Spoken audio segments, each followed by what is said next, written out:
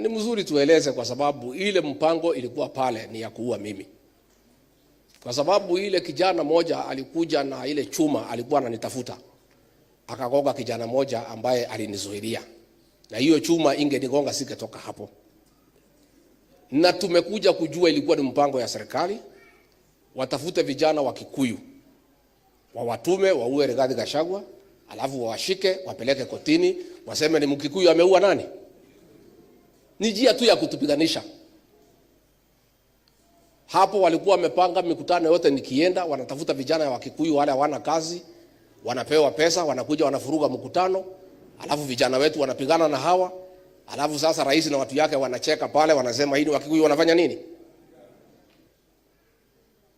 Sisi tungetaka tuseme, tafadhali hii jamii iheshimiwe.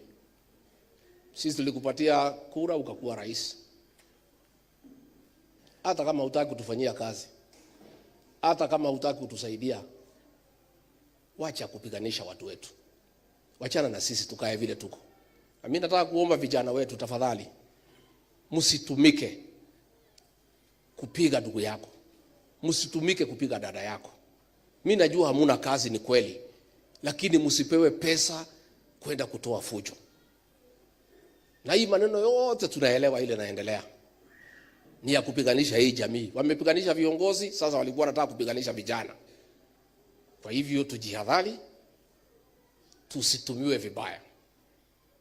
And I would like to ask the Inspector General of Police, Douglas Kaja. He's a man from here, ni mtu hapa nyumbani. Wewe unajua hao watu walitupiga. Picha zao ziko. Most of them have criminal records. Why are you not arresting them and taking them to court? We know, of course, because walipangwa na serikali. Lakini siku moja Bwana Kaja utajibu hiyo swali. One day. These people who attacked innocent people, wakatuumiza, wakaumiza wananchi, wanazurula kila pahali na wanajulikana. Alafu mnakuja kushika Karongo Dhang'wa, Peter Mwathi, watu ambaye hawahusiki. Wale walipigwa na wale waliwapiga wanaendelea kutembea. And we know ilikuwa ni mpango atimtumie wa Kikuyu kupiga wa Kikuyu, ndio rais na watu yake pale wacheke kusema hii ni wa Kikuyu wanapigana. This community has been misused and it's okay. But let me say this, because I have seen a lot of analysts, a lot of commentators trying to come up with many theories about the people of this region called Mount Kenya. Let me help you. Yes, a very good evening wherever you are following. This is Africa 24 political discussion, and I can see we have a lot of people tuning in into tonight's episode. And of course, where are you following us from? Because you know we are live in Africa 24. If you are following us through Facebook, you know we are also live through Facebook Africa 24. And if you are following us through our sister session, then you can follow us in the Africa 24 YouTube channel. My name is Boniface, and we are going to discuss all this in the next few hours. And the question that we are asking is, do you think Gachagua will clinch 2027 general elections? Because he is trying very hard so that he can win 2027. You saw today he met with lower representative in Kisii County, that is from Kisii County, in his home Mathira constituency. He has been doing this. He has been meeting several members of parliament from his region, and also meeting members of county assemblies from all parts of the mountain. And also you have seen how he has extended his now regime to the Kisii County. Do you think Gachagua will clinch that 2027 general election? Because he's saying, God willing, he is going to be the next president of the Republic of Kenya. That is 2027. That is the former deputy president. That is the impeached DP Rigathi Gachagua. But you have seen how the president, that is his former boss, how he has been saying that 2027 they should relax and wait for 2032 because they are going to win 2027. The president, when he was addressing the congregations in part of Western Kenya. He's also in Western Kenya, where he's being accompanied by several people, and they are saying that it is high time to support the Kenya Kwanza government. You heard how the Kotu boss, Francis Atwoli, Francis has been giving controversial statements. You remember in 2022 when he was saying that 2022 William Ruto will not become the president of the Republic of Kenya. But after that, President William Ruto won. Now he's supporting the government, saying that they should now focus on supporting the Kenya Kwanza government because that is the government that now has future for Kenyans. You have also seen the broad-based government, how broad-based government is now turning into Kenya Kwanza government. You remember the likes of Alias and Joe, the likes of Junet Mohammed, they formed the government after the Gen Z protest whereby they were complaining about the finance bill. Now they formed the government. After forming the government, now they are supporting what the government is doing. Kenya Kwanza government is one of the governments that Kenyans have complained for.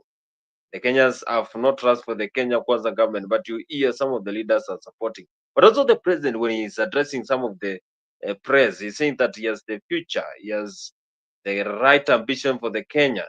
So Kenyans should support him. But also you have seen the mountain is also fighting each other. Kimani, Ichung'Wah, Rigathi Gachagua, the likes of Karungwa Barungwa, the likes of Gathoni Muchomba, Didi Nyoro, they are also there. They are fighting for the mountain.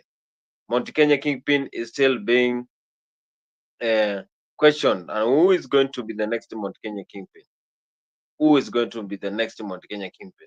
Here is Rigathi Gachagua when he was speaking in one of the press conference. I don't know, he has been saying that he will reveal some of the top secrets in the government. He is going to make sure that the government delivers the manifesto that it gave to the Kenyans. Koguo twathondeka nĩ ngũmwĩra nĩ ngamwĩra tũgũthondeka nyũmba itũ, tũgũthondeka nyũmba njega ya itungati ĩtangĩendia rũrĩrĩ, ĩtangĩkunyanĩra rũrĩrĩ. Ta rĩu ũcio mũjumbe ũmwe wa gũkũ atwendirie akĩheo tenda ya kwendia ikĩngĩ cia thitima wa Kenya Power, akĩendia rũrĩrĩ, akĩendia ciana citũ, akĩarĩrĩra ciana citũ akiuga atĩ nĩ mĩkora.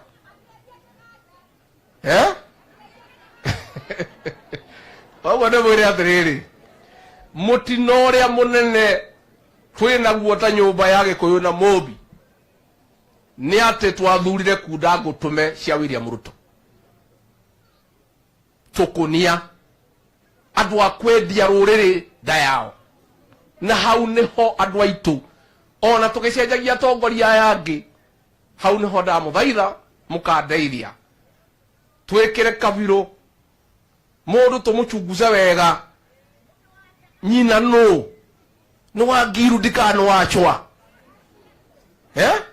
ithe nĩ wa CMA kana wa njama ya rũme, nĩ arĩ karekondi ga gũkunyanĩra mũrũ wa nyina, tondũ hau nĩho tũragwĩrĩire. Na ambunge acio othe ti anyu gũtirĩra makamũrutĩra, acio nĩ ambunge a Ruto. Koguo rĩu mũmenye mũrĩ inyuiki na Ngai witũ, no kahinda kanini ka mĩaka ĩrĩ na kĩ na nuthu twĩcarĩria atongoria ega, atongoria makũrũgamĩrĩra andũ, atongoria makũhe Wanjikũ gĩtĩo, atongoria makwenda andũ ao nĩgetha kũhote gũikarana kwagĩrĩire. Nikimalizia niseme mimi naona historia inajirudia. History is repeating itself. Wale watu ya rika yangu, wale over 50 wanajua wakati ya Moi tulikuwa na shida. Moi akaharibu uchumi, akaharibu biashara za watu wetu, akafuta watu wetu kazi, akatuangaisha. Tukaanza kumkataa ndio atuangaishe, kwa sababu tumemkataa. Akatafuta kijana aunde kundi haramu ya kuja kunyanyasa akina mama. Hiyo kikundi ikaumiza wamama, ikaumiza watoto, ikaumiza wafanyabiashara, ikaletea kila mtu shida katika area hii. Sasa naona huyu rais wetu amerudia tu hapo. Ametuharibia uchumi, ametuharibia biashara, watu wamemkataa. ndio atuangaishe. Amefufua ile kikundi haramu ilikuwa nasumbua kina mama. Mimi nimwambie hiyo maneno ni mbaya, na watu ya area hii hawezi kubali, na hiyo kikundi iliumiza watu wetu, na ukiilete watu wetu watakuchukia zaidi kuliko vile walikuwa wamekuchukia. Hiyo maneno tungetaka ikome, ni maneno ambaye hawezi kubalika katika eneo hili. Gire kia nigetha ndigire hau nigetha ndimwire nituguikara tugiukaga. Nimeambiwa hapo Laikipia North kuna watu wamekuwa abducted, mtu anaitwa Simon Mutite. Hiyo maneno ya abduction ni maneno mbaya, na ni maneno ya kukosea wa Kenya heshima. Tungetaka kuambia serikali tuwachane na hiyo maneno. Hakuna haja tuumize watoto wetu, hata kama wako na maoni tofauti, because Kenya is a democratic country, na hakuna haja ya kuteka watoto nyara, kuwateka nyara kwa sababu wanaongea hii wanaongea ile. So hata hapa Laikipia. Yes, that is Gachagua is saying that there is no need to abduct Kenyans. Let's follow to the constitution. Let's adhere to what the constitution says when it comes to Kenyans rules. And of course, the mountain has been spitting a lot of it when it comes to the politics of 2027. You see, Gachagua, the loyal friends of Gachagua, the likes of Gathoni wa Mushomba, the likes of Kimani Ichung'Wah, the likes of, but you know, Kimani Ichung'Wah is in the government. Today we were saying that President Ruto will lead the government for the next few years. So they have trust with the president. You see, but when you go to the Laikipia, you know, in Laikipia we have the likes of Ketu Aruguru. Ketu Aruguru is one of the members who are very loyal to Gachagua, and she is one of the close members who has been supporting Gachagua after he was impeached. So she is saying that they will make sure that they will support Gachagua when it comes to 2027. But what we are asking is, do you really think that Gachagua will be the next kingpin of the mountain? Are you sure that Gachagua, do you believe that Gachagua will be the next kingpin of the mountain? Because you know, a lot of things are being questioned about the Mount Kenya and how the unity has been restored in the region. And who is going to be the next kingpin of mountain? Because you know, after the impeachment, he's now speaking and he is spitting facts. You remember during the time when the motion of impeachment was tabled, Gachagua went to Mombasa using passenger aeroplane, whereby Kenyans questioned, why do you have the DP going on through this humiliation? But same situation that we are seeing. It is what President William Ruto go, and he underwent during the second term of the Jubilee government.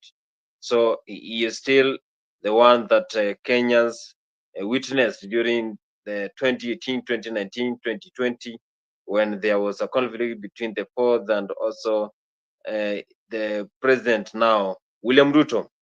Who is going to be the next kingpin? You can join us through the comment section there, through our Facebook there. If you're following us through Facebook, make sure you go to Afrique24. That is our YouTube channel, Afrique24. You like there, comment, and subscribe. That is the support that you can give us just subscribing to Afrique24, because every day we have this political discussion here, trying to discuss with Kenyans and try and enlighten Kenyans on what is happening when it comes to matters concerning politics, and get to know what is happening all over the world when it comes to matters concerning politics, sports, and also business. We unlock stories from all over the world here in Afrique24. So that is Gachagua, and he is one of the members who are fighting hard to win the mountain. The mountain is still shaky, and you have seen today how Kimani Ichung'Wah said that the president will continue even in 2027. And we also heard the president saying that he is not fearing any political leader. Let's meet on ballot 2027. That is what the president was saying the other day. Let's meet on ballot 2027. Ile vipengele zote za hiyo sheria, hiyo regulation. Huyu waziri wakati alifanyiwa vetting alisema hiyo regulation atafikisha bunge inside. Kwanza karibu inakamilika, tumetangaza ingine 2,000 hapo Kakamega. Hapa Mumias tumepata ekari 17 hapa. Tunatangaza manyumba 2,000. Tutahitaji vijana wa Mumias karibu 3,000 wa kufanya hiyo kazi. Sasa mimi nataka niulize nyinyi, mnasema nisimamishe hiyo kazi isiendelee? Iendelee ama isiendelee? Ati mjumbe wenu anasema nisimamishe. Salasia. Wewe sasa wewe uko na kazi. Hawa watu wamekuajiri kazi. Alafu wewe utaki hawa hata na wao wapate kazi. Hiyo ni ungwana kweli? Hapana, ikai namna hiyo mheshimiwa. Kwa sababu wewe uko na kazi, wacha tupange vile hawa walikupigia kura pia na wao wapate nini? Yes, that's how it works, my friends. Sisi kama viongozi tusipotoshe wananchi. A country cannot be changed, cannot be transformed by populist politics. Huyu ni kijana mzuri. Huyu Salasia hana shida. Huyu nitamsaidia, unajua ni pange mpaka atashika laini. Unajua ni kijana mzuri Msione na mnyorosha tu kidogo ndio ajue vile tu. But he's a good young man. Si namna hiyo? Unajua experience naye ni kitu mzuri. So tutasaidiana. Anajua kutetea, anaongea kabisa kutetea. Lakini saa zingine anapitisha kidogo, nitamweka laini halafu. Si ndio? So nataka tushirikiane. Na nataka niwaombe viongozi. Ama namna gani jameni? Kakamega tunaelewana? Na msiwe na wasiwasi. Hii siasa mingi inaendelea Kenya itafika mwisho yake. Kwa sababu si nyinyi ndio mtaweka mtihani. Si nyinyi ndio mtapitisha nani amefanya kazi nani hajafanya. Hawa watu ya makelele hii wanasumbua, wanapiga makelele sijui mitandao wapi. Hawa watu wako na kazi ngumu sana. Kushindana na mimi, wako na kazi ngumu. Wako na kibarua kubwa sana.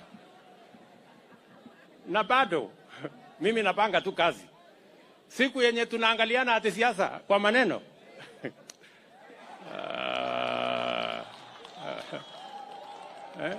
Sasa mimi nawaulize watu wa Kakamega. Hawa watu wanajua vile hii mpango ya miwa inapangwa? Wanajua? Hata wanajua Mumias iko wapi? Mumesikia wakiongea mambo ya barabara? Mumesikia mkiongea mambo ya stima? Mumesikia mkiongea chochote? Si mambo yao ni kuchora tu kwa internet na kuzunguka na fitina. Hawa tutawanyorosha asubuhi na mapema. So, lakini haijafika siku hiyo. Saa hii tupange mambo ya maendeleo ama namna gani? Ndio kesho. Sikizeni watu wa Kakamega. Kesho niko na baraza la mawaziri hapa Kakamega. Tupange mambo ya Kenya. Tukimaliza saa 8 mimi naenda pale Shinyalu. Kwa sababu tunahitaji kuunganisha stima kwa watu zaidi hapa Kakamega County. Na serikali ya Kenya tumetoa bilioni 2.6 kuunganisha wananchi 33,000 wapya kwa mambo ya stima. Watu 36,000 na 33,000 wapya kwa huduma ya stima. Kesho mimi naanzisha hiyo kazi ya hapa Kakamega. Ndio tupeleke stima kwa nyumba ya wananchi wengi zaidi. Mimi nitarudi hapa. Tena nitakuwa hapa Wednesday. Kwa sababu kuna mambo ya hospitali niliahidi watu wa Kuzeo. Mimi nitakuwa hapa tena. Taenda Busia, niko na kazi ya Busia. Kwa sababu pale tunajenga ile export processing zone 5 ambayo tunajenga Kenya, tunajenga moja hapa Busia. Mimi naenda kuiangalia, nipange mambo ya watu ya Busia, kuna mambo ya maji pale Busia, kuna mambo ingine ya soko kule Busia, kuna mambo ingine tunasukumana. We must change the... Yes, that is the President of the Republic of Kenya. Alikuwa anasema 2027 is going to win. 2027 is going to win very early in the morning. That is what he was passing the message to the Ibichi Gachagua during the conference that was held in Kakamega. And of course, he's fighting hard, of course, to perform. You have few years to 2027. So 2027 is going to be a tough year for those who are going to vote. So make sure you vote for your leader. I have seen Jeremiah, Alex, and also Alvin Omondi. I want to start with Alvin Omondi. Alvin Omondi, welcome to Africa 24. And of course, I just want to ask you this question. Who do you think is the perfect person to replace Gachagua after he was impeached? Now we are having the fight for the mountain kingpin. Who do you think is the perfect person to be the Mount Kenya representative? Because many leaders are now sprouting on the urge to represent the mountain. Well, thank you so much, Brother Bon. I'm yet not convinced on who is the best replacement for Gachagua. Because these people, their interest is just like any others. You'll bring another person to replace Gachagua. But you see, there is the template that is the master, the president. So if you don't dance to his tune, you are likely not to be the perfect candidate. So for me, I would look at that candidate being perfect in the sense that he is representing the interests, as having the interests of Wananchi. But in the event you dance to a master that has lost touch with the people, I don't think you're a perfect candidate. So at the moment, I am not convinced. But politically, there are people that would be perfect in the eyes of the president. But as a citizen, I have not seen. Yes, that is helping. And of course, welcome to Africa 24. I am a good friend, Alex. Of course, you are one of ours here in Africa 24. You have seen how Kimani Ichung'Wah today roared in front of William Ruto. He's saying that the president will reign for the next few years. So he is sure that the president is going to win in 2027. So I'm just asking you, Alex, you saw what Kimani Ichung'Wah said. And of course, this fight for the mountain is still there. And Kikuyus have not even decided on who is going to be their leader in 2027. Maybe Kimani Ichung'Wah is fighting Gachagua indirectly. Good evening to you, Bonnie, and to you, Jeremiah and Alvin, and I'm happy to see you guys here on the show, and I'm excited to hear what the panelists on the show tonight have to say. So, for the Mount Kenya region, I don't really like to refer to people as tribal kingpins, and I like to see people as nationalists, and but if they really for real, if they need the Mount Kenya kingpin, if they really need it so badly, I would forward the name of the governor for Murang'a, Irungu Kang'ata. And if everyone, even the people on the panelists and those ones who are watching, if we go check his manifesto on the internet and see the works he's doing in Murang'a, then you will see that he's a governor who is doing his work with due diligence and he's delivering. If you go check the projects in Murang'a is very much way ahead. Even there's a person, I forgot the name. He's doing Vampire Diaries, and he was showcasing how the primary schools in Murang'a are way ahead. And if you look at places like Bomet, you see that the school are still old version. So Irungu Kang'ata is somebody who can deliver. So if the people of the mountain truly need a kingpin, they have to consider Irungu Kang'ata, and he's on a trajectory to goodness in politics. So that's what I can say. Yes, Jeremiah, why do you think Kikuyus are fighting against each other? Thanks, Bon, Alex, and Alvin. Good evening. Good evening to you. And Alvin, we share the same last name, and then you're speaking like a pilot. I heard your voice, and it sounded like I'm in an aeroplane, waiting. I'm listening to the pilot announcing the Maybe it's in takeoff. one. Maybe it's in one. Eh? Maybe it's in one. Maybe he's one. I don't know. But anyway, nice meeting you guys. Bon, me, I don't really have an opinion as such as far as the kingpinship of the Mount Kenya goes. I think they are spoiled for choice. They have very many well-deserving people. And you're asking that why are they fighting? Power abhors a vacuum. Power abhors a vacuum. And right now, there is almost like a vacuum in the Mount Kenya leadership. And yeah, everyone is trying to fill that vacuum. Everyone is trying to jostle for that position. But the guys that the names they're throwing around, somebody like Irungu Kangata is a very good person. He's a good leader, but I don't think that I would bundle him into that kingpinship discussion at this moment. I think he's still young in politics. People like Ichung'Wah, people like Ndindi Nyoro, they are not very seasoned politicians. So I do not think that they would really, so to speak, fit the bill. Kingship needs a bit of experience, right, in politics. Somebody who knows how to play the political game.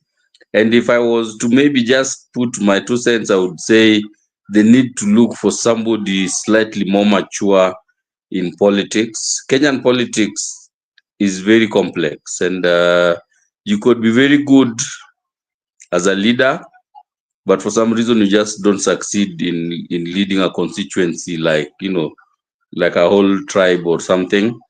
And Alex, I understand where you're coming from, but tribalism is not in itself a bad thing. Negative tribalism is a bad thing. Positive tribalism, where we appreciate our diversity in language, in culture, in behavior, and all, is actually a good thing. That's what makes Kenya what it is. So I would not say, like you're saying, Alex, that you don't want to think of, the kingship, tribal kingpins and things like that. I think it's a good thing, in my opinion. We just have to make sure that we are playing it right, so that it doesn't become negative ethnicity, but we make it come out as a positive, ethnicity, which is, in my opinion, is not a bad thing.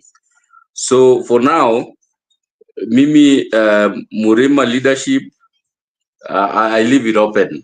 I'll leave it open. I have no opinion. But one thing I know for sure is that it won't be Gachagua. Those people don't like him.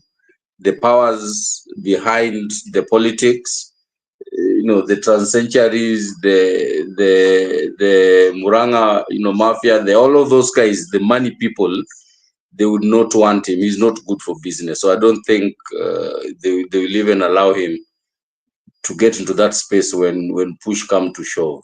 So I'm sure it's not going to be him. I just don't know who it is going to be, and I have no opinion at the moment. Yes, that is Jeremiah, and I want just to pose this question to Jeremiah. Why do you think, why are you directing Gachagua? Because maybe he has the best strategy for 2027. I have seen him meeting some of the grassroots members of county assemblies from Kikuyu, and today I saw him meeting members of county assemblies from Kisii. So he's trying to capture the entire nation from the bottom. So maybe by 2027 he will be already you'll be discussed by Kenyans. You'll be ready to be given this seat by the Kenyans. Do you think that Gachagua has the best strategy for 2027? Bon, I don't know what you mean when you say strategy. I don't think Gachagua has a strategy to do anything, right? His strategy is just to consolidate the Murima vote, but the way he's going about it is not the right way, right? He can meet people from all. You think there is a Kisii who will vote for Gachagua for president? You're telling me that he was in Kisii meeting MCS, what? Do you think there is a Kisii in his right mind who would wake up in the morning to go and vote for Gachagua for president, regardless of who Gachagua is running against? I don't think that happening. But with that said, when you are saying all those things you're saying, Bon, bear in mind that Gachagua legally cannot vie for an elective post for the next 10 years. Do you know that? Because he was impeached. So yeah, he cannot run, he will not qualify. So whatever he will do, he will be a kingmaker. He's not going to be the king. He will be a kingmaker, come what may. Unless through some miracle, his case gets dropped or whatever happens. But legally as it is, as it stands, as you're speaking, he cannot vie for an elective or any public office. He cannot hold any public office for that matter. When you say strategy, I'm scratching my head wondering what strategy are you talking about? I don't see him having any strategy. I wonder which strategy you see in his efforts. I don't know. Mimi sioni. Hiyo ameanza kuita ma MCAs sasa, ataenda Mombasa, aende Ukambani, aende Central, Nyanza, awaite wote ndio awalete pamoja. They will eat his money. That is okay. Even me, if he comes and I know that after he leaves, he's giving me 5 million. Why not? I'll go. I will go, but I will not vote for him. Just like I've asked you very simplistically, do you think there's a Kisii in his right mind who will wake up assuming that Gachagua is on the ballot for president? A Kisii who will wake up in Nyamira, aamke asubuhi na hiyo baridi aende apigie Gachagua kura kuwe president? Hey. That's a long shot. Yeah, Alex, you can respond. Oh yes, okay, I agree with what Jeremiah is saying. Bonnie speaking as somebody who comes from there. If you see Bonnie, if you are targeting the votes of Kisii Bonnie, and I think you're in for a rude shock, because the voter turnout is not very high. People don't vote there compared to places like the mountain. If you look at the mountain, the voter turnout is very, very high. People come out and they speak one voice. Where I'm from, like you find Bonnie, the MP who won, let's say in my constituency, you find like there are more than 100,000 registered voters, but you find the MP won by 20,000 votes. So that shows you the voter turnout in Kisii is not very high. So if you're banking on getting votes, you shouldn't focus so much on Kisii, because people there don't turn out largely to vote. And even if I look at areas like in Nyanza, I don't think Rigathi can penetrate well in Nyanza. I think he can do it. He can penetrate the areas of Mount Kenya, and also as Jeremiah said, Rigathi cannot be he cannot be in a position to start to vie for an elective post, because even if in 2027 he tries, the judiciary will stop him from running. So the best he can do is just to align himself with a political leader, and he can try to be in the government, but let's say like as a deep state TV. So that's what he can do. But Rigathi has a long way to go in politics. But the thing which I notice about him is sometimes he's a darling, because there are videos on the internet which can back what I'm about to say. There are places in Kajiado and those areas of Rift Valley where Rigathi is loved as a darling, because there are some of this. He has some allies over there who campaign for him, and people are championing for him because they see him as a truthful man. But I think he still has a long way to go in politics. So the question which I would also pose for the people here on the panel is, by him aligning with Kalonzo, does he strengthen Kalonzo's chance of getting the presidency?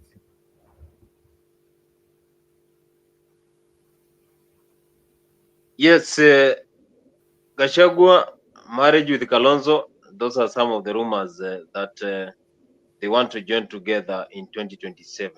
The Eastern region want to merge with the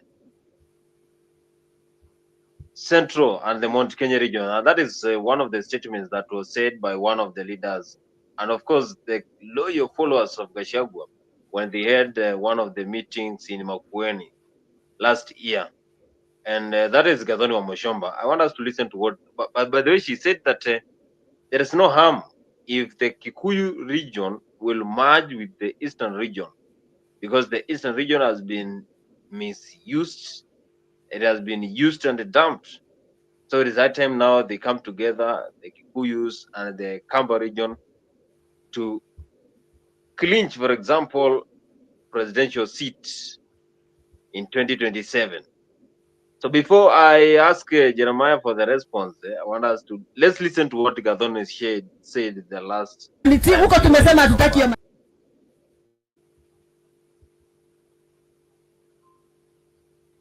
huko tumesema hatutaki hiyo maneno. Sisi tunataka tupatiwe chakula ya rais, chumvi ya rais, tupatiwe mangunia ya heshima, tupatiwe ndoo za maziwa, kula za maziwa, tulime maziwa. Hiyo maneno ya kupatiwa chanjo kutoka sijui nchi zingine zikuja zituharibie livestock zetu, sisi tumekataa. Nyinyi mko na nini na ng'ombe huku? Mko na mbuzi? Hata punda nimeona zinyingi kwa barabara. Mnataka zipatiwe hiyo chanjo? Hebu niambieni, mnataka chanjo? Hata nyinyi mmekataa? Basi jipigieni makofi, nyinyi ni watu wazuri. Your Excellency, my Deputy President, the second Deputy President of the Republic of Kenya, Bwana Rigathi Gachagua, nilikuwa nimefika hapa kwa constituency nyingine na hapa chini. Kwa hivyo hapa Makueni mimi si mgeni. Na nikaambia hao majamaa wetu hawa wa Ukambani, sijui kwa nini wanaendanga bahari kupiga watu wakati wa kupiga kura. Sijui ni kwa nini wanadanganywa. Wanaenda wanatuacha kwa hii mlima. Sisi kwetu ni pale kwa ile mlima. Si kwetu ni Nova. Kwetu Nova. Wanatuacha hapa. Wanaenda wanadanganywa mpaka kule kwa Lake Victoria. Walifanya hivyo 2013 wakadanganywa. 2022 wakadanganywa. Sasa mtakuwa watu wa kudanganywa kila wakati na mnatuachaga hapa. Sasa tumeamua 2027 akiangai hamutadanganywa. Ni ukweli ama si ukweli? Wangapi wanasema ni ukweli, hamutadanganywa tena? 2027 sisi tunataka tuungane, tufanye timu moja, goal moja, na lazima tutascore. Gathoni Wamuchomba akiwa hapo, Karongo Wadhangu akiwa hapo, Rigathi wa Gachagua akiwa hapo, Mseneta Maanzo akiwa hapo, tutasonga na tutaingiza goal, na tutaacha hao watu wanatuita mapepo washindwe na mapepo yao katika jina la Yesu. Niwaulize swali. Ni vibaya tukiungana Wakamba na Wakikuyu? Ni vibaya mkiingia katika Gema Association? Ni vibaya tukisukuma mmoja wenyu hata yeye aingie State House aonje chai ya State House? Mtatusaidia, tusaidiane. Mtatuweka huko ndani kwa hiyo mpangilio. Wangapi wangetaka tuende timu moja nione? Kwisha maneno. Mkiwa na harambee hapa mtuite, tutakuja. Sisi tuko na mali, tutaleta. Mkitaka kuoa wasichana wetu mkuje haraka. Kabla hatujamalizwa na pombe baya kule kwetu. Mkuje mchukue wale wasichana wazuri. Nyinyi vijana mkitaka kupata kazi kule kwetu mkuje. Tuko na ng'ombe na tuko na boma nyingi, tutawapatia kibarua. Na nyinyi mtutapatie shamba huku, naona huku shamba ni kubwa sana. Mimi nipate kidogo, Rigathi Gachagua kidogo ajenge boma, tuwe tunakuja hapa kuiba mugithi. Sio ni mzuri? Mimi nataka tushikiliane, tupatane. Ya mwisho, mimi ni mama. Na mimi kama mama ninaendelea kutetea wamama ambao wako na haki ya kujifungua kama vile nilijifungua. Na tuwezi kuwa ya kwamba kazi yetu ni kutoa tax katika serikali yetu. Lakini ikifika wakati wa mama kujifungua, anateswa huku. Akienda kupata mtoto anaambiwa sijui sijui sijui shif, haifanyi kazi. Kwetu tunaita shifo. Hata tunaita nini? Shifo hafanyi kazi wamama wanapojifungua. Mimi natetea wamama wote wa Kenya. Nasema ni haki for a mother to give birth. It is a right enshrined in the Constitution of Kenya. Na lazima mama ambaye anajifungua apatiwe heshima, apatiwe haki yake, na apatiwe dignity yake. Wamama ho! Hebu mseme kwa nguvu kwa sababu nyinyi ndio mnajua vile nasema. Wamama hai! Wamama hai! Wamama wa Kenya wapatiwe nafasi wajifungue in dignity and in respect. Sio maneno ya kwenda kuambiwa ati hakuna gloves, hakuna nini na mtoto anataka kutoka. Na mtoto hapi.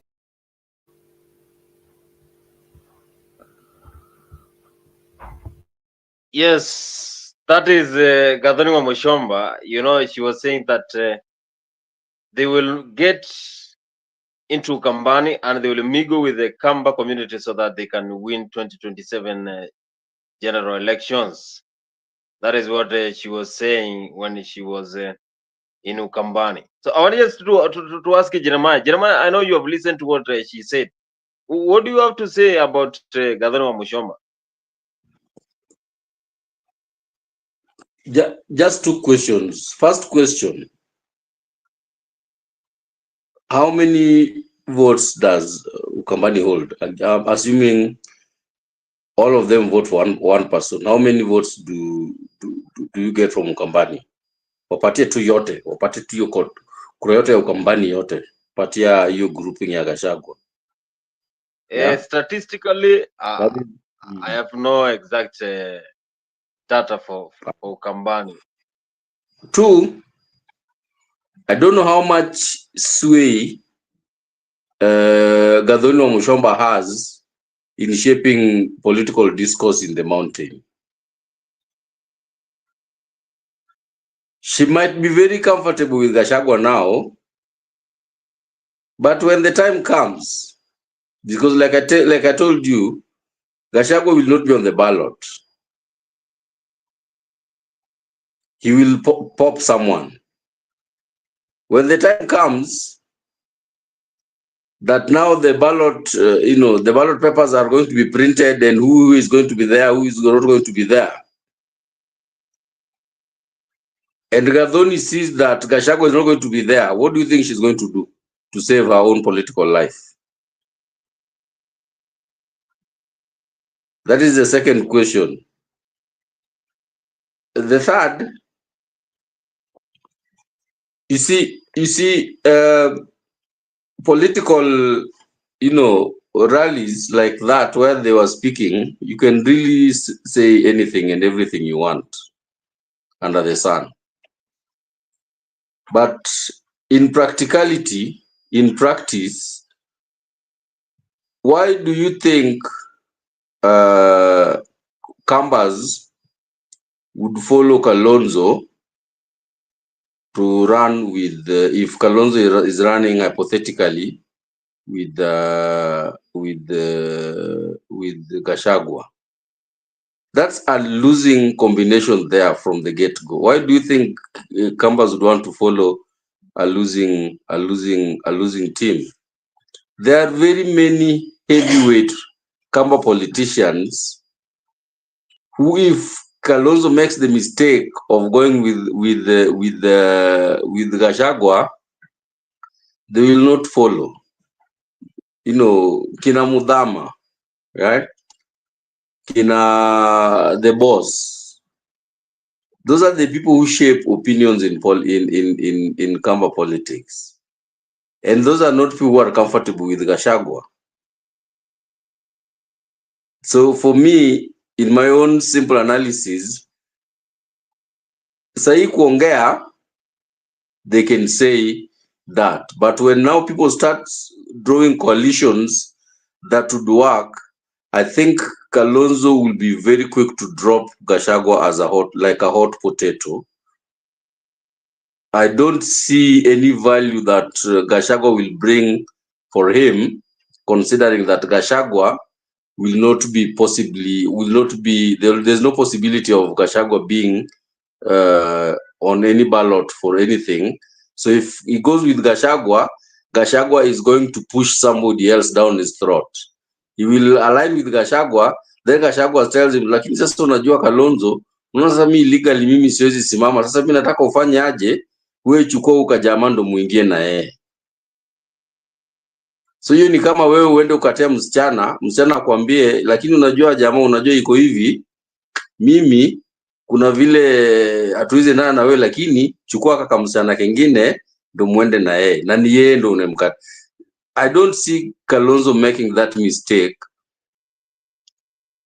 of going with Gachagua only for Gachagua to turn around and propose for him somebody else to run with, because Gachagua can't be on the ballot legally. Yeah. So for me, so they can say all that in rallies, but I think when the time comes when people start forming coalition, and this is going to start fairly early, by around June mwaka tu hapa tunaanza kukuwa na clear indications of where everyone is going. By January next year, January 2026, we shall have known exactly where everything stands. Tutakuwa tumejua kama baba ameenda AU ama amerudi na ameshapima ground akajua where he's going. Waluya watakuwa wamedecide where are they going. Mulembe Nation watakuwa wamejua where they going. So watch this space. By around mid towards 3/4 of this year, at least tutakuwa tunaanza kuona indications of where things are going. But I can bank it that I don't see Kalonzo going with Gachagua beyond just all this political, rally that they make noise around. Ikifika ile wakati, I think he will actually even distance himself from Gachagua to some extent. That is my analysis. Yes, thank you so much, Jeremiah. And of course, you have given your best submission when it comes to Gachagua marriage with the Kalonzo Musyoka. Buru Jeff, karibu sana Freak 24. And I'm very sure that you have listened to what Gathoni Wamushomba she was saying, that the mountain might come close to Ukambani so that they can clinch 2027 general election. Do you really believe that the mountain can come together with Ukambani and win 2027 general elections, or the Kamba community will still follow the person who is from the region, and also they will see on what Kalonzo will decide before 2027? What is your take about Kalonzo and Gachagua marriage in politics? Yes, Kimanzi, thank you so much for this opportunity. I just want to take you back a little bit. Remember, we were here before Gachagua was impeached. And there are some things I said that the president was about to make a grave mistake in as far as his political career is concerned. And many people felt that Gachagua is a nobody, he's an idiot, he doesn't have followers. And I told you people that behind Gachagua, there are people, and many people to that effect. Today, we have seen the president trying to sustain Mount Kenya, which has become very hard for him. He has brought in so many people just to try to see if they can seal the gap that was occupied by Gachagua. And to this far, he has not been able to do that. So what am I trying to say? Even now, I want to say that the analysis which has been given by Jeremiah is a wrong analysis. Gachagua is not just a nobody. It's not just a noisemaker. Gachagua is a mobilizer.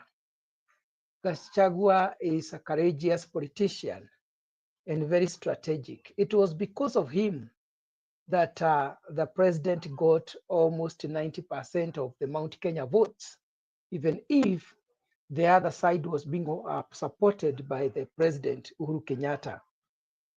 And I want to tell you, Kimanzi, that in central Kenya regions, the registered voters are 6.5 million, almost 7 million, without counting the Mount Kenya people who are scattered elsewhere. So we are banking on around 7 million, that if these people are to vote, they just need around 3 million or less to make someone a president. And that's why Mutahi Gunyi talked of the tyranny of numbers. And if the constitution will not change, it remain the same in 2027, I can tell you, the person who will be supported by Gachagua will become the president of Kenya. That is holding other factors constant. Assuming that there will be no rigging, the person who will be supported by Gachagua and Mount Kenya will become the president of Kenya. You can put that in the bank and withdraw in 2027 so that you may remember what I told you. I want to also to remind you that the former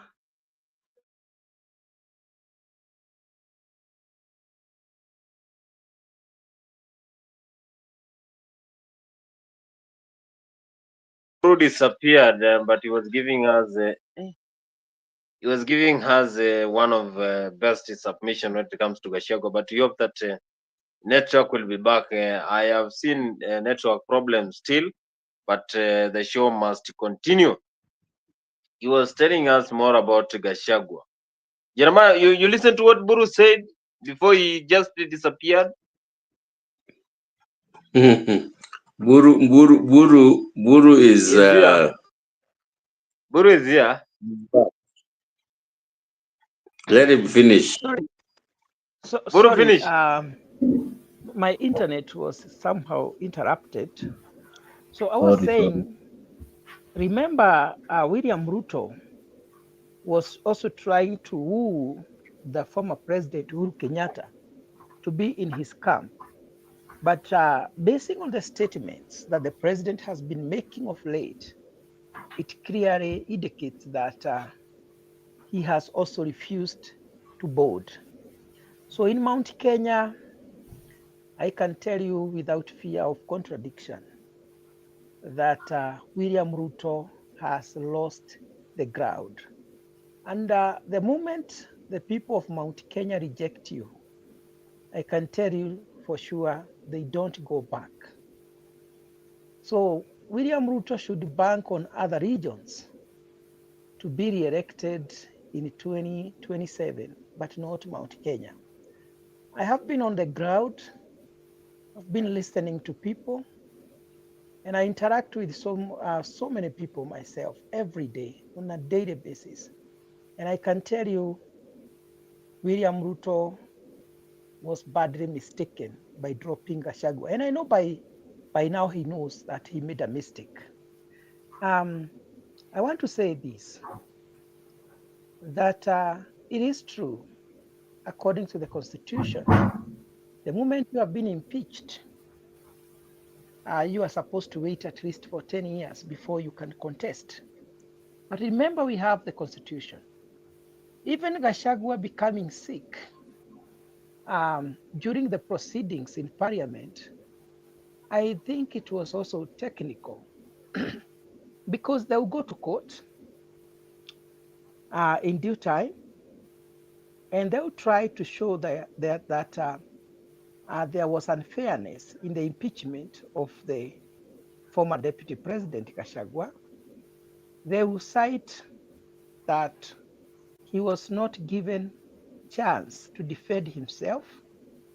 They will also bring out the matters of bribery and corruption in the process. They will also cite the lack of proper public participation. And by that time, they will only be arguing that he should be given a chance to be in the ballot. However, even if he will not be in the ballot, right now he has been in a position to solidify Mount Kenya votes into one bucket. And that is what I am telling you, that whoever he is going to say, this is the person, the people of Mount Kenya will follow that person that will be appointed by Gachagua. All people have their culture, or they have their way of doing things. The Mount Kenya people don't follow two people at the same time. They always follow one person at a time. That is why no matter what William Ruto will try to do, no matter how many people you put in his cabinet from Central Kenya, it will not matter. It will not change the stand that the people of Mount Kenya has taken. So right now, and I'm not saying just for the sake of it, I'm talking this after critical observation, that the people of Mount Kenya are following everything that the former deputy president is telling them. They are solidly behind him. And if he decides to support Kalonzo Musyoka, then I can tell you that there is a high possibility that Kalonzo Musyoka will become the president of Kenya, because it's a democratic process, and the person with the majority of votes becomes the president. And remember, William Ruto played a game of pata potea. Right now, he is not very sure that the former prime minister will support him in 2027. There is also a possibility that he will not.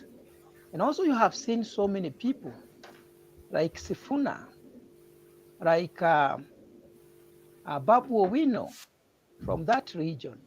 Many people in ODM, a good number of them are saying that in 2027, ODM should have a presidential candidate. Therefore, even if Baba says he's going to support Ruto, William Ruto is not assured of full support from the Baba's base. So I want you to know that Gachagua is a very serious threat to the re-election of William Ruto. Thank you so much, Kimanzi. Yes, wonderful, wonderful, wonderful, Jeburu. Jeremiah, you are responding to Jeff.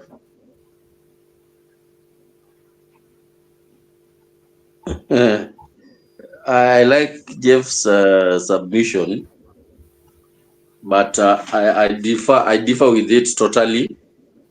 And then also clarify to Jeff that I did not say that Gachagua would be a pushover. What I said is that it's too risky of a chance for somebody like Alonzo to align with Gachagua, only for Gachagua to tell him, Sasa, this is the person I want you to go with, because Mimi, I can't go with you, or legally, I can't go with you, so nakupatia huyu. Another pure, he can be given a dead weight, something he cannot pull. Why would you want to take that chance? And that's what I meant when I said that Kalonzo would not really have a reason to align with Gachagua to the ballot. With that said, Mburu, also I think where you are really mistaking, you are trying to insinuate that Gachagua has 100% of the central votes in his bag. I really differ with that. That if he says who, the whole, you are generally essentially saying that Gachagua is the kingpin of the Murima now, which I am yet to see if that is true. At this point, I don't think it is. You see, for Ruto, and also again, before I say what I want to say, Jeff, I think that you are trying to, and sorry to say this, I'm trying to be polite about it as much as I can. There is a sentiment against, Murima, that the Murima people feel entitled to the presidency, right? To the extent that if they don't support you, you cannot be president. And that is almost what you are saying, that you are saying whoever the central doesn't support can't be president. That is some really broad assumption there, but that is just what maybe, if you're not aware, every other Kenyan who is not from Murima feels that way about the Murima, that the Murima people feel like the presidency is theirs. It's their birthright, that no one else should go there except one of them or one through them. So I think there there is a bit of a problem. Now, what Ruto wants, okay? He doesn't need, he knows he's lost the Murima. You're very right about that. Murima wameenda, okay? What Ruto needs to do is get even 30% only from Murima. That's all he needs, right? Split the votes in a way that whoever is banking on Murima doesn't go run away with 100%. If Ruto gets 30% from Murima, he'll be home and dry. Yeah, and that's what he'll be fine. That's what he'll be doing as long as he can consolidate these other regions. Murima atawacha Murima ikue vile iko. He just makes sure that he gets that percentage. And let me tell you something also. Everybody wants to be in government, and the tactic that Ruto is using by appointing key influential people for Murima into his cabinet is not just for now. That is for tomorrow. Those people will not want to leave government just because they want, Gachagua to ascend to the presidency or whatever the case may be.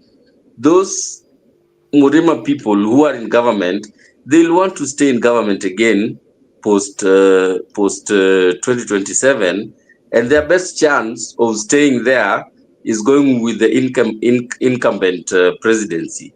There's so many things that is going wrong with this administration, and I agree with you totally. This administration is probably going to go in history as the worst administration Kenya has had, since maybe the first 10 years of Moi. Yeah.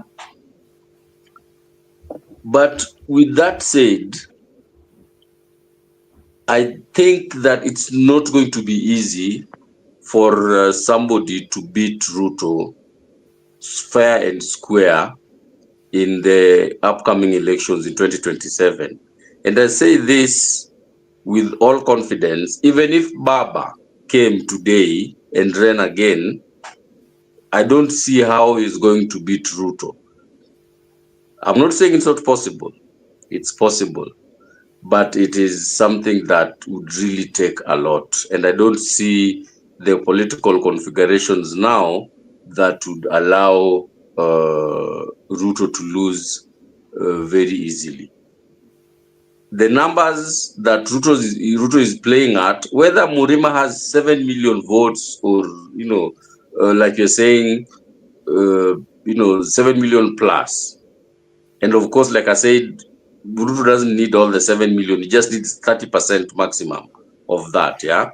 Even if you take all those votes for Murima, I mentioned this before, the numbers that Ruto is playing at is once he has Baba with him, if Baba goes to the AU, yeah, his base will solidly stay with Ruto for some reason. And the reason is very, very simple. Right? He will keep Baba satisfied and keep his people satisfied the way he has done so far. If Baba doesn't make it to the AU, again, I said before,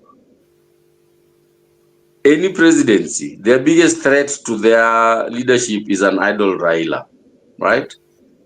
Ruto will do whatever it takes to keep Raila busy and keep him contained within the spheres of Kenyan politics. If he manages to do that, he has 90% of Luo, which will give him a very high percentage, 80% almost, 80 to 90% of the Western, right? Gives him 70 again to 80% of coast, right? Gives him a good 60-70% of Nairobi. And of course, we know the Northeastern goes with the government of the day always. All those regions, uchukue 7 million ya Murima yote upatie mtu mmoja, there is no way they can still beat that combination of the rest of the country. So it is a numbers game.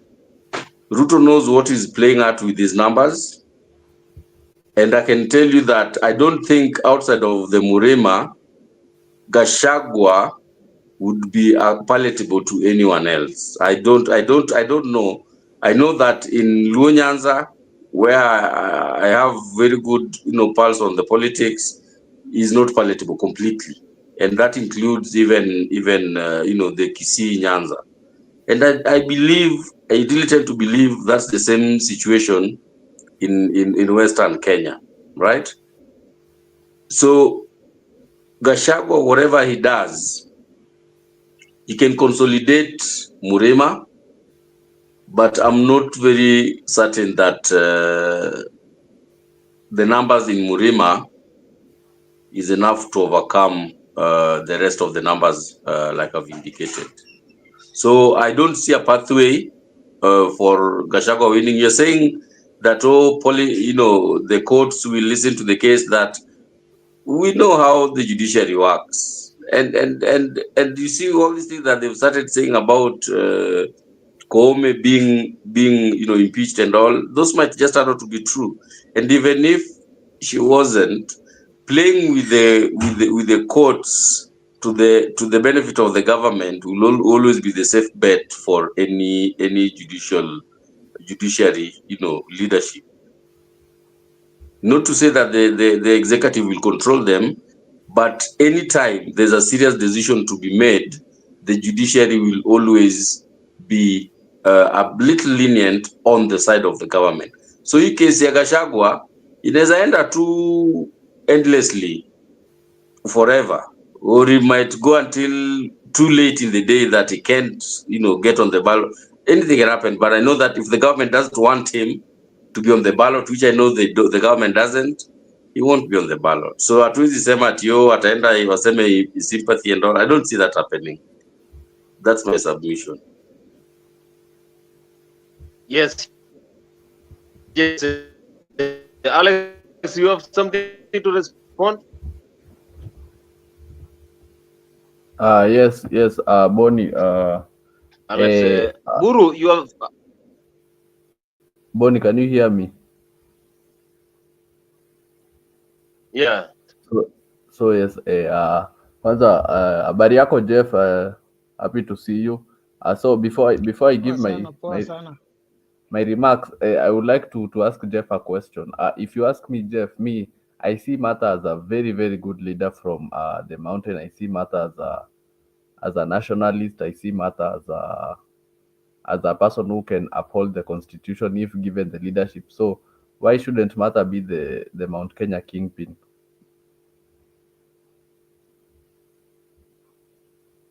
You're asking a question?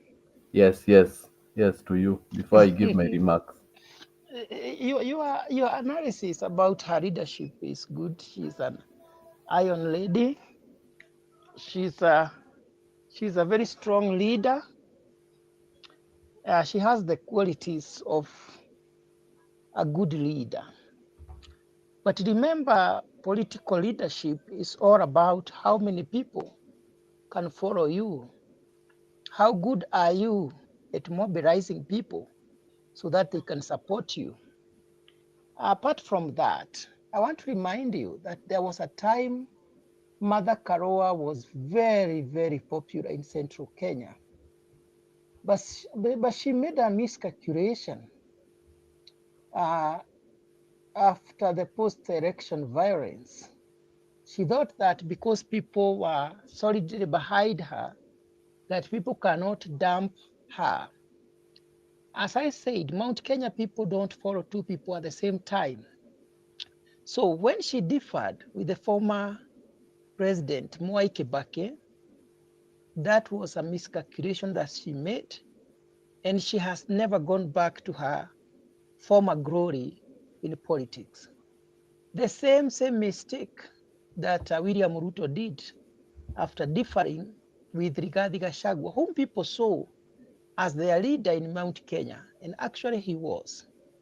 So there is nothing William Ruto can do to save himself or to go back where he was, just like Mother Karawa. There is nothing she can do to be loved again, to be followed again, and to be supported the way she used to be supported. Because to the people, she disappointed the people by disobeying or even revolting or rebelling against the person whom the people had voted for as their leader. That was the only mistake that she did. And I don't think she can go back to where she was. And she knows that. She knows that. Okay, so I see Kimani will be back in a minute. So let me give my submission on the Yes. story. The I see the problem which I think the problem which Kenyans are angry at Rigathi is that they see him as somebody who is not standing as a nationalist. You see, the deputy president and the president are seen as a symbol of national unity. And the reason why people from other regions are angry at Rigathi is because we feel like he's only standing to represent one region instead of standing as a nationalist. Because even if we might say Ruto is tribal, but he's not tribal by mouth. He's tribal by action. By action, I mean if you look at the most of the parastatals, he has hired the people from his community. But the problem which Kenyans have with Rigathi is they feel like Rigathi has stood as as a as a tribal kingpin representing only one area, which we did not even see with Kibaki or Uhuru coming out to claim themselves as the kingpins defending one community. So that's why I think Rigathi has missed. So he by him saying the Murima thing, by him saying that he has lost the support of many other communities. And also the thing which he spoke about the shareholding, I think that's where Rigathi went wrong and missed out on the people. Otherwise, I think he is growing in politics. He's growing in politics in areas like Kajiado and some bits of Rift Valley, and also he's the kingpin of Mount Kenya. And I support what Mburu you said, whereby you said no matter how many people the president is bringing back, even I saw the recently amerudisha Kabogo ameleta Kabogo kwa government, and yet tukizungumza tu kweli bila kudanganyana, Kabogo is not liked by the people. Ama ni uongo Jeremiah? Kabogo is not liked by the people because if he was liked, the people of Kiambu wangekuwa wamempatia chance ingine ya kiti. So if and I support what you say, Jeremiah, he only needs 30%, but I believe for him to get that 30%, he has to do a bit better in terms of bringing people on his side. He has to mobilize the MPs, and some of the senators, hizo side the central wampigie kura. But we see what happened in 2027. We see whether the Gachagua effect will work.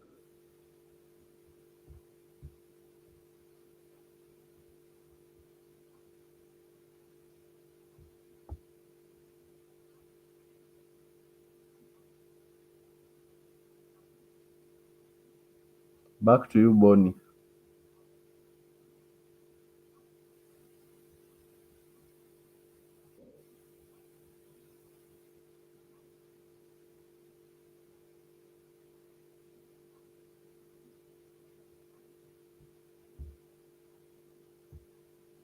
There's a question here for you, Jess.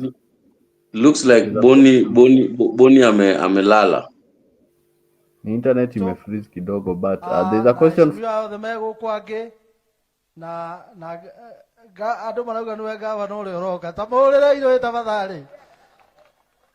By the way, we're very proud. Na ketu aruguru kumau kuraikipia. Remain focused. Don't focus on the naysayers. And as I told you, my people wa Kakamega, Taifa Care is working and working miracles for many Kenyans. Watu ambao hawangeweza kujilipia bill za hospitali. Mimi kama mbunge nilikuwa nalipa shilingi 1,700 kwa Taifa Care. Mama kama huyu mama ameongea hapa, mkulima alikuwa nalipishwa shilingi 500. Sasa uko na nafasi kwa Social Health Insurance Fund ama Taifa Care.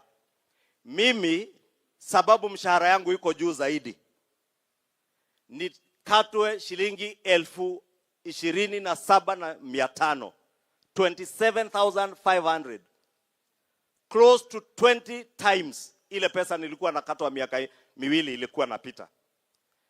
But it is okay nikikatwa hiyo pesa na huyu mama mkulima na yeye alipe 300 ama 400 badala ya ile 500 alikuwa analipishwa ama 1,200 na apate huduma ya afya. That will be a good thing for us. Na sisi kama viongozi, we must be able to sacrifice on behalf of the people we represent. I want to encourage you, Your Excellency, perfect all these systems so that they work for the people of Kenya, ili tuwe yale mambo tuliwaahidi wananchi yanafanyika na yanatendeka. Mheshimiwa Rais, wakati ulisema mambo ni matatu na ukasema mkulima wa sukari atapata bonus, kuna wengine wengi walisema haiwezekani na wakasema hata wewe ni muongo.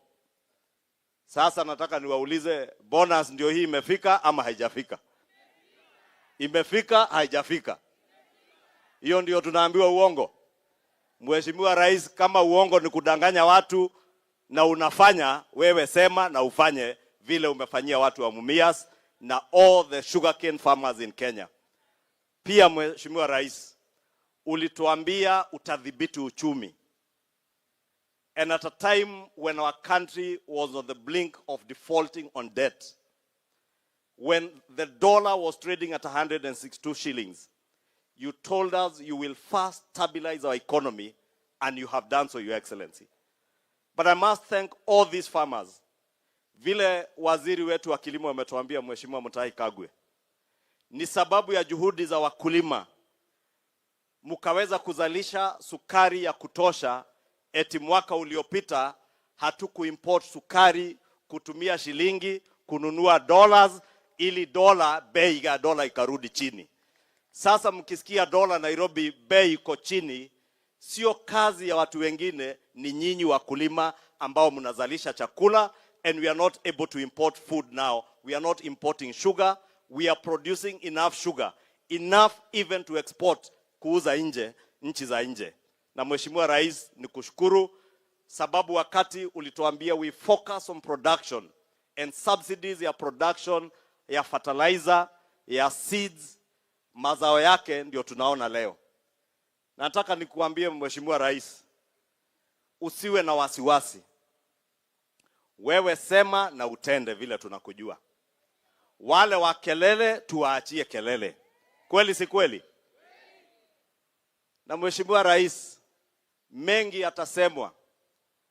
Mkulima aliye hapa, Governor Lusaka amewaambia, nafikiri Senator Boni Halwale, mkulima mwenye hapati bonus, mwenye hajauza miwa yake kwa hii factory, ako na nafasi kuzalisha miwa auze, ili next year apate bonus.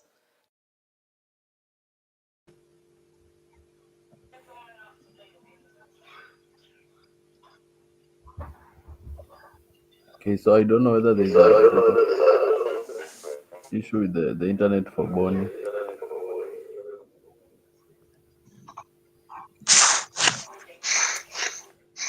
It has gone off again. Maybe Jeff, you can carry on. I don't know whether it is my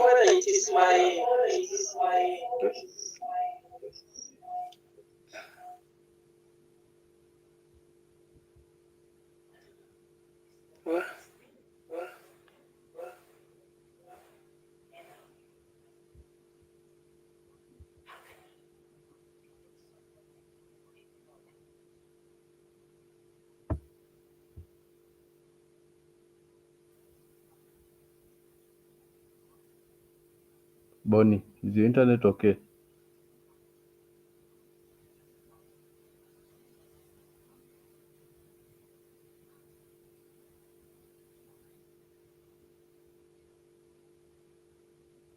Yes, Jeff, I think Jeff was answering before my network started misbehaving.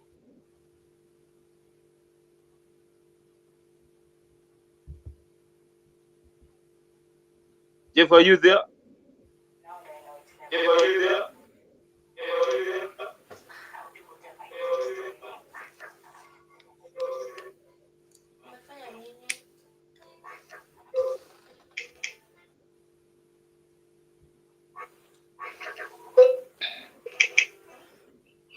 Jeremiah, you have heard what Kimani Ichung'Wah is saying. Jeremiah, you have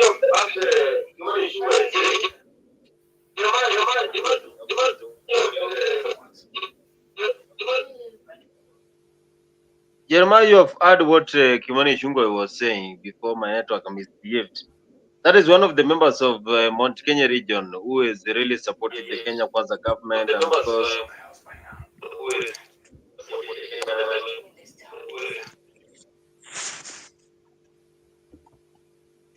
so he has been supporting the government for a long time, and he is one of the close members to president.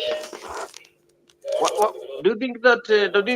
He is betraying the mountain?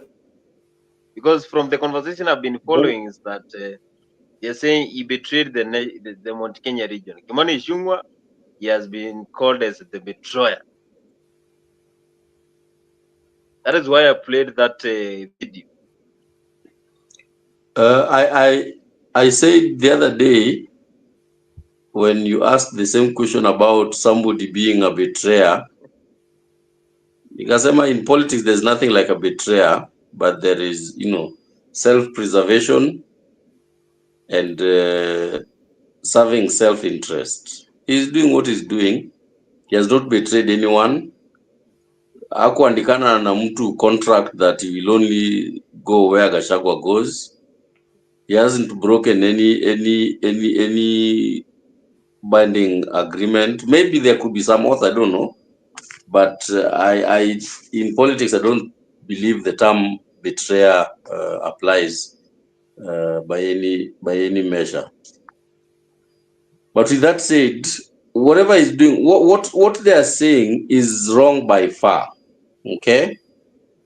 Because a bonus in a business setting, a bonus is earned if the business entity is profitable enough where they have beat their target profit margins, they have a surplus of income of sorts, then they can give their investors bonuses. We all know all the sugar factories in this country are loss-making enterprises. None of them is profitable. So where did the government get the money to pay these bonuses? Those companies, Mumias, all of those they were just bailed out by the former president just the other day. Why are they so all of a sudden profitable to a point where they can give bonuses? The problem is that the bonuses, we need to really interrogate where is the money coming from to pay these bonuses. That is from a practical business, audit and query. But we know that this is politics. So what they are doing is they are creating the perception in the minds of Mumias farmers, and that's why he keeps talking about Mumias. He keeps talking about farmers, right? Because he knows that's an agricultural area. Once the customers feel good, the farmers feel that feel good that they are also impacting the economy, and they're even getting some money back from the government in terms of bonuses. Over time, they will start seeing the government of the day as a good thing. Yeah, and that is politics 101. He's softening their hearts and their minds pole pole. By the time wanafika campaign, those are the things we'll point out. We've been given bonuses of XYZ. Wacha turudi tunaenda kufanya kazi. Now the bonuses hazitakuwa zile tulikuwa tunawapatia, we are going to double them. What do you think is going to happen? So they are playing politics with it. As much as it's wrong practically from a business standpoint, you cannot justify where the money came from for the bonuses, but for politically, it's a masterstroke. And he will do it across the country. And he has enough time to do all that. Yes, that is Jeremiah. Jeremiah really doesn't like this word of betrayal. But he also, when Jesus was arrested, he was betrayed by Judas Iscariot. So we are withdrawing this word from the Bible. Jeremiah. Pia kwa Biblia tunaweza tukadodoa. The Jesus scenario and politics are two. Jesus scenario was not politics. Mimi nasema itoke kwa politics. Politics betrayal doesn't, in my opinion, doesn't apply. Awesome, in the comment section there, I can see you are very active in saying that, why Kenyans is asking, Kenyans don't ask difficult questions. The bonuses is a good thing already, and most of the farmers are happy. That is in the comment section there, and also someone is saying that, sure, where did the unga dollar thing went to? Kenya is a country you can please everyone. It's very difficult. And also Asili is asking, where have we seen Gachagua vote? We keep hearing from people like Buru. That is a question. And also Awosam is saying, who will even allow Gachagua to consolidate Western and Nyanza?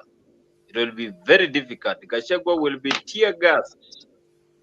That is a comment section there. Continue also keeping the comment section there in Africa 24 very active, because that is where you can also join this wonderful conversation every day here in Africa 24.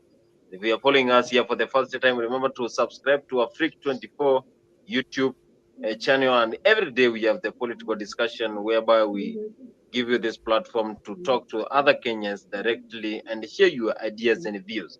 We have Esther Esimungai. Esther Esimungai, welcome to Africa 24. Of course, you are a frequent guest here, and I just want to ask you a question.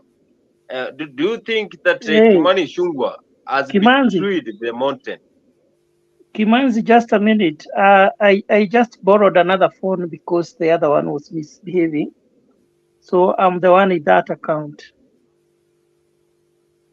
This is Jeff. Okay. So we are saying that even Jesus was betrayed by Judas Iscariot, but Jeremiah does not like that word. Jeff, do you believe that Kimani Ichung'Wah has betrayed the mountain? Because he's the only person from the mountain who is supporting the government. You see what was going on, Kimanzi. It is not that Kimani Ichung'Wah intention was to betray Mount Kenya. For him, he thought by putting down Gachagua, he was going to become great. He was fighting to be seen as the kingpin in Mount Kenya. But it backfired in a very bad way, to the extent that even him being re-elected as an MP in 2027, in Gikuyu or Kikuyu constituency, it will be very hard. So all those leaders who were fighting Gachagua, they thought that they would become great. And that happens in our country, Kenya, that we think that by putting others down, we are likely to occupy their position, or we are likely to become more popular. But this one, I can tell you for sure, they did a serious miscalculation, and it has backfired in a very bad way, especially to Kimani Ichung'Wah. because in Central Kenya, right now, he doesn't even have the confidence to hold his rallies. We only see him talk in Western Kenya. And you know how much people of Central Kenya had embraced Kimani Ichung'Wah. He has already lost his glory in his backyard. There was something I wanted to respond to before the phone started to misbehave. Somebody talked about how other people feel about Mount Kenya. I think that was Jeremiah or Alex. I can't remember who was that. That they feel that like we behave or we act as if we have the entitlement. But I want to tell you, when it comes to voting, when the votes are being counted, they are not being counted as the votes. This one is from a Kikuyu person. This one is from a Luo. A vote is a vote. So as a good politician, you use any method or any strategy to win the elections. And the one with the best strategy always wins. And that is what I'm saying, that it's not about how other people feel about Mount Kenya. It is not about whether we have the entitlement or not. That feeling is just in the mind of those who don't understand us. But what I know is that there is no mistake that the people of Mount Kenya make by voting the way they vote, because it's a democratic right. I know sometimes people may have some feeling because maybe the people who have been presidents, most of them have come from the region. But if the constitution has not been changed, nobody should feel bad about it, because I see people from other regions making coalitions with the people of Mount Kenya to form the government. So there has never been a government of the people of Mount Kenya alone. So they win and form the government as a coalition in most cases, which also is likely to happen in 2027. And also I want to say that, just a minute, that William Ruto in Central Kenya, because Jeremiah has said that he requires only 30% from Central Kenya. As it is right now, even getting 5% is very hard. So where is he going to get this 30% from Central Kenya? If Uhuru Kenyatta, with all his popularity, his money, and being in the government, having the system and the deep state, tried very hard to get some votes for Raila Odinga, and you saw what he got. And remember that most of the votes he got in Central Kenya, it is because there are also people from other regions in Central Kenya. So if you remove the votes from other regions in Central Kenya, you see that even Raila Odinga, the margin that he got in Central Kenya was very minimal.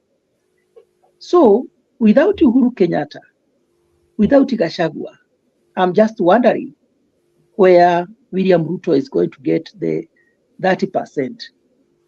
People like the Kagwes, Kabogos, the Lee Kinyanjuis, Mwangi wa Iria, Kionjoris, and Mungiki leader, Maina Jenga, I can tell you for sure, those are political rejects in the region. There is no way they will be able to get the votes that William Ruto is hoping to get in Mount Kenya.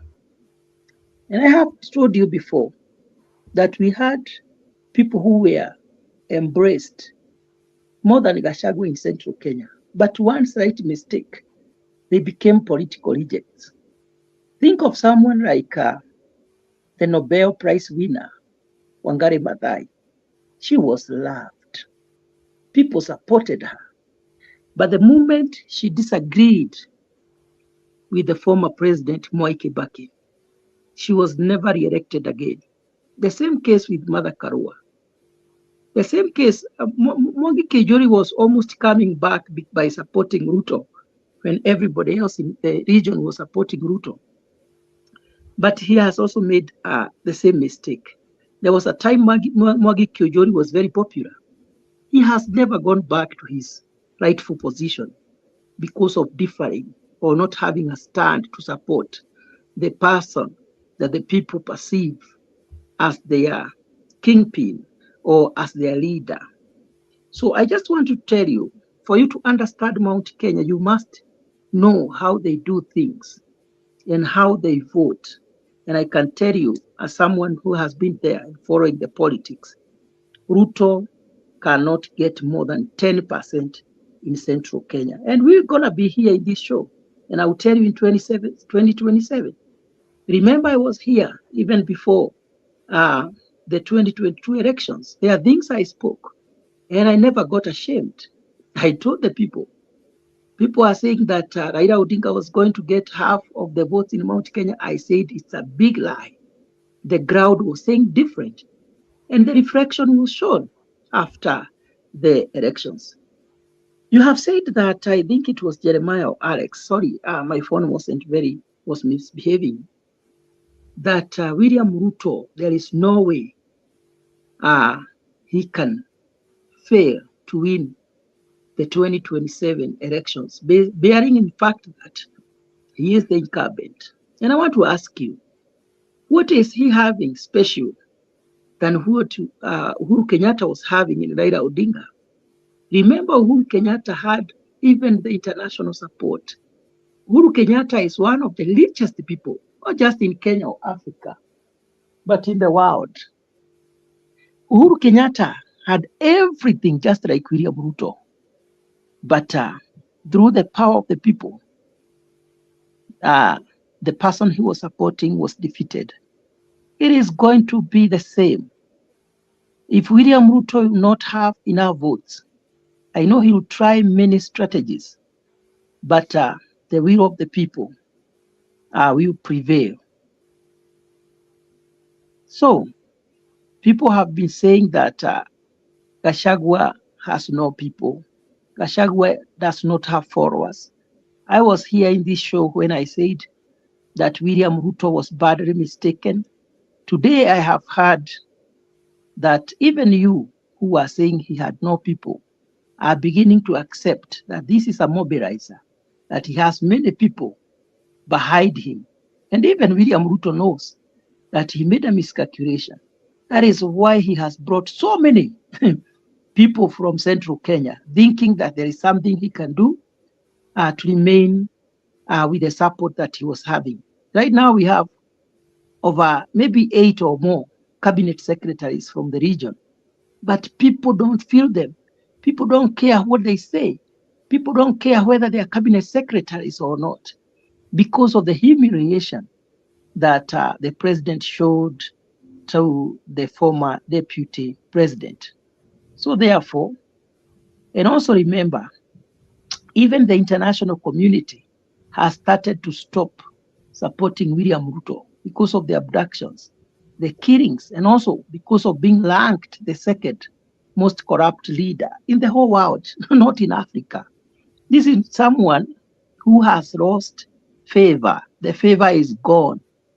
William Ruto, even, I know he's just hoping for a miracle, but he knows that the favor is not there. As I conclude, I would like to say this. Without Baba in the ballot, the people of Nyanza will not be motivated to vote as they usually do. Most of them will prefer to go for fishing if Baba will not be in the ballot, or unless we get someone from the same region who has the vigor and the charisma like Baba, it will be very hard for him to get the same support that Baba has been getting in that region. So therefore, his re-election is on the balance. People, even himself, is not very sure if he is going to win because he has made serious miscalculations. Thank you. Yeah, thank you so much, Jeff Buru. And Jeremiah, as we conclude, do you have something to respond to what Mr. Jeff Buru said?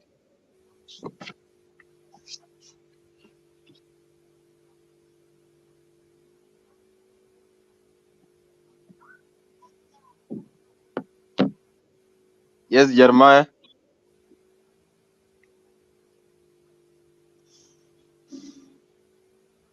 Alex, as we conclude, as we come to the end of the show, yes, do you have something to conclude from what Buru said?